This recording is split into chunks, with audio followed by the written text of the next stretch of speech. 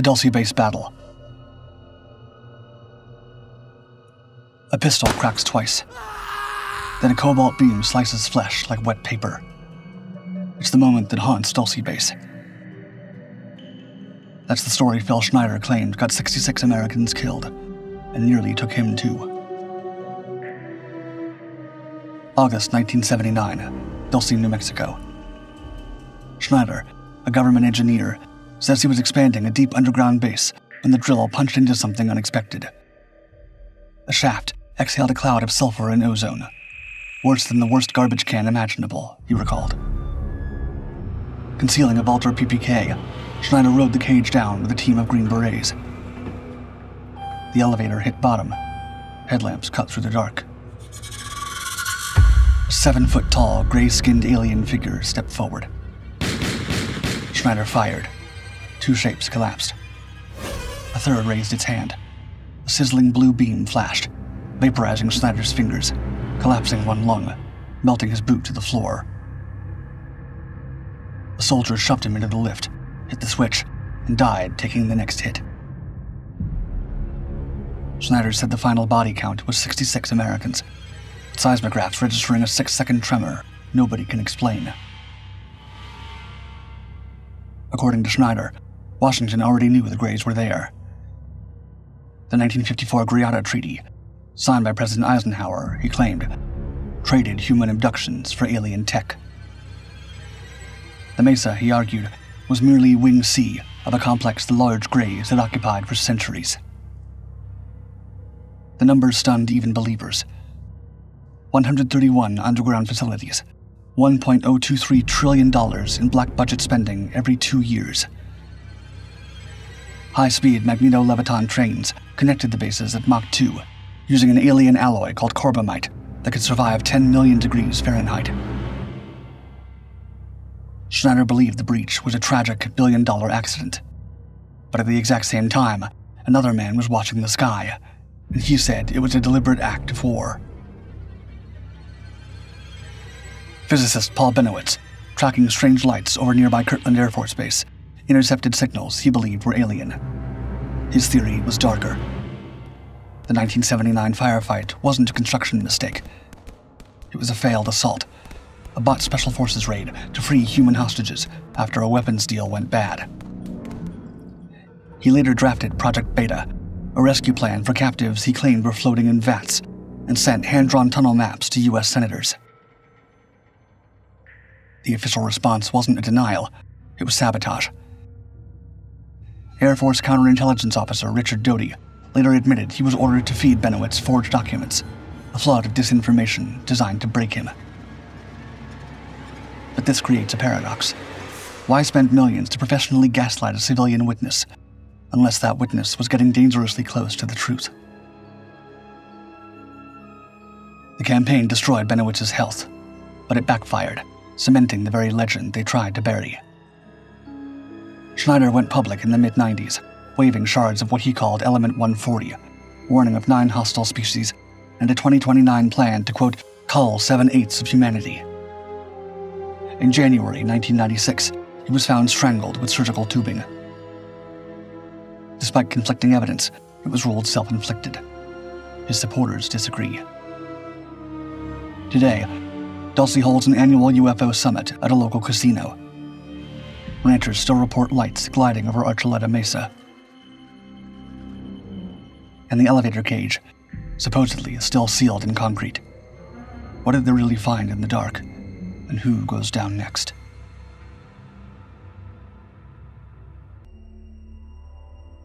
Kandahar Giant. Static crackles across the radio. A patrol vanishes in the razor-edge mountains of southern Afghanistan. Minutes later, a rescue team scrambles up a goat track and encounters something impossible. A 13-foot-tall warrior with flaming red hair, 6 fingers on each hand, and a spear long enough to skewer a Humvee tire. 30 seconds of automatic fire finally bring the creature down, but not before it kills a Special Forces soldier, only known by his first name, Dan. A Chinook thunders in, the corpse is bundled away, and every witness signed a non-disclosure agreement. Officially, none of it ever happened. This is the tale of the so-called Kandahar giant. The alleged event occurred in 2002, but didn't surface publicly until 2016, when a defense contractor, known only as Mr. K, shared the story on Watchers 10, a YouTube series hosted by biblical paranormalist L.A. Marzulli. Marzulli identified the creature as a Nephilim, one of the hybrid giants said to descend from fallen angels in the Book of Genesis. When fact-checkers contacted the Pentagon, the Department of Defense denied everything. No missing patrol, no soldier killed by a spear, no 1,100-pound corpse flown to Wright-Patterson Air Force Base. But silence only stoked the flames. On message boards and late-night radio, anonymous veterans insisted the cave was real. The giant reeked of decay, and commanders quietly instructed them to, quote, aim for the head, then a little higher. And Kandahar isn't the only account. In 2008, a former infantry team leader claimed he spotted what looked like a Taliban campfire through a Recon 3 thermal scope until the flames resolved into a single heat signature taller than the 12-foot pines nearby. A year later, an Air Force Reaper drone crew allegedly tracked 3 towering figures through the mountains. Goats nearby appeared no larger than cats by comparison. In 2012, drone operators monitoring the Korangal Valley reported seeing a man of impossible proportions stoop to enter a mud hut, while smaller figures moved around him like children. Even coalition partners added to the lore. An Australian cavalry officer claimed he tracked a 12-foot-tall figure near Uruzgan, watching as it silently disappeared into the hills after 5 uneasy minutes. Skeptics blame war zone exhaustion, faulty optics, even psyops. Fringe historians claim that Alexander the Great once wrote of strange red-haired hill tribes in this region, and others note that Pashtun elders still dye goats and their own hair bright orange with henna, though they seldom say why. What's certain is the terrain.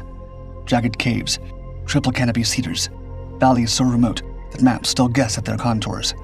A theater built for myth, and for whatever might stalk its shadows. Every war leaves ghosts. Afghanistan, some say, may have left giants.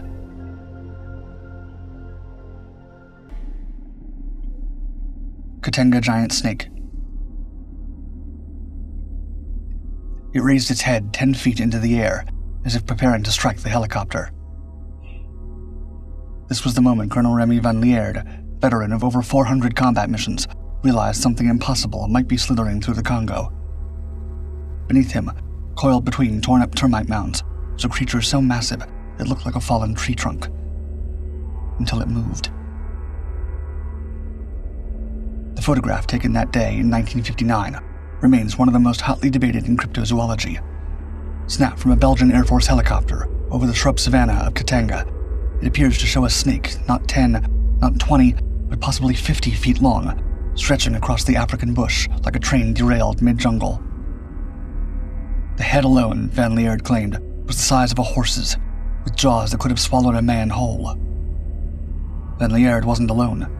3 other military men were aboard that August afternoon. Colonel Heisen, Major Tefabia, and Engineer Kint, who snapped the photograph with a Zeiss Icon NetX. With fuel running low, they had time for just one pass and one picture. That single grainy image would become a mystery that outlived them all. Cryptozoologists latched on. Bernard Heuvelmans, the father of cryptozoology, studied the photo closely, concluding the creature was between 39 and 45 feet long. Others were bolder.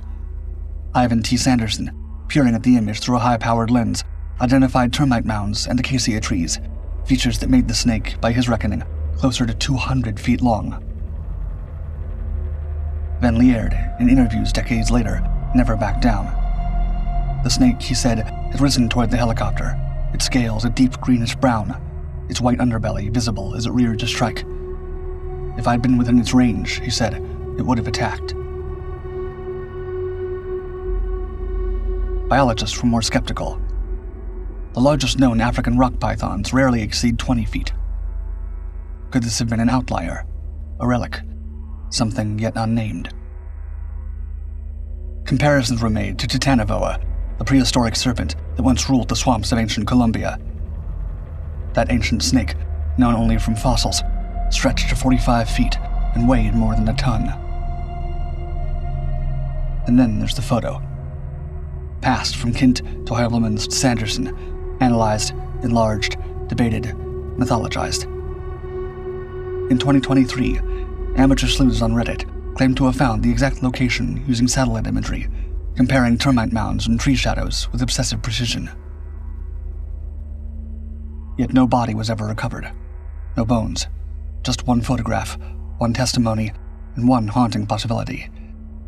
That somewhere in the thickets of Katanga, something ancient may still stir. If true, it would be the largest snake ever witnessed alive.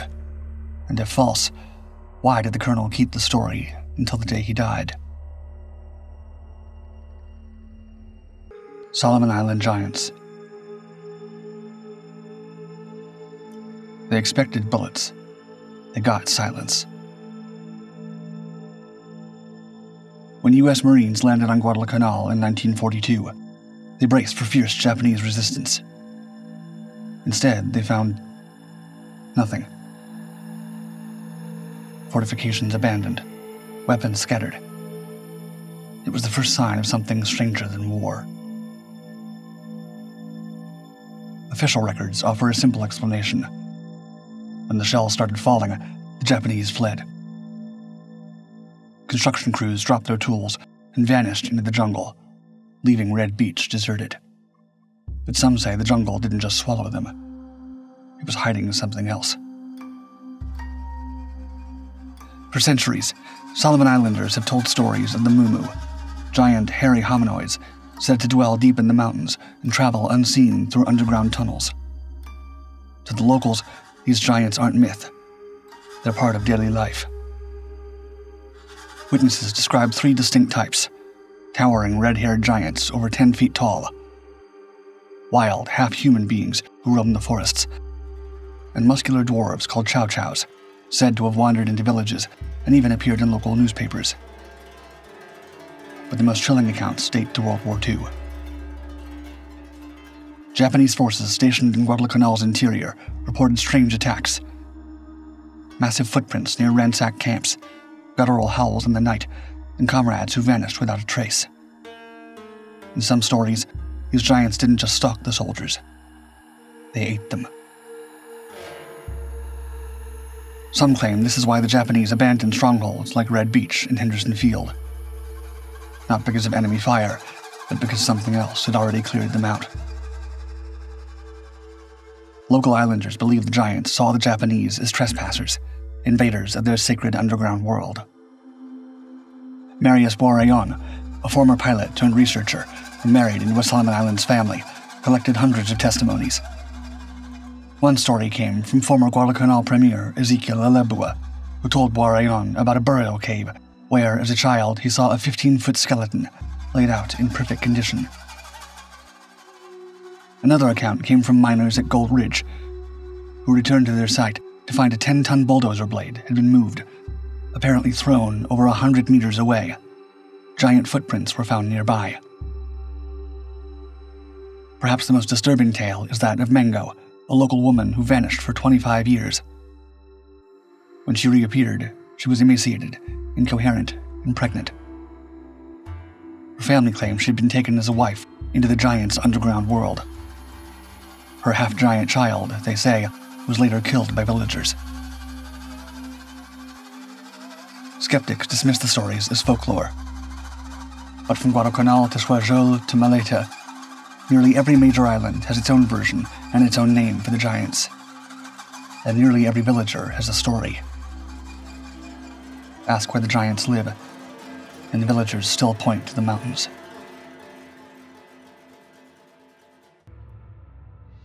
Vietnam rock apes.